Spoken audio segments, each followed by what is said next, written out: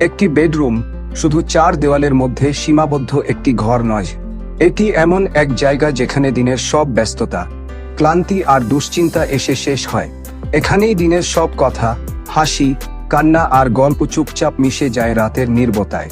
যখন আমরা সারাদিনের পরিশ্রম শেষে ঘরে ফিরে আসি, দরজা খুলেই বেডরুম যেন আমাদের স্বাগত জানায় তার শান্ত পরিবেশে। নরম বিছানা, হালকা আলো আর পরিচিত গন্ধ যেন বলে, তুমি নিরাপদ, তুমি তোমার নিজের জায়গায় আছো। বেডরুমে শুধু ঘুম আসে না, এখানে জন্ম নেয় হাজারো স্বপ্ন। প্রিয়জনের সাথে মিষ্টি কথোপকথন, বইয়ের পাতায় হারিয়ে যাওয়া, কিংবা জানালা দিয়ে চাঁদের আলো দেখা, সবই বেডরুমের গল্প।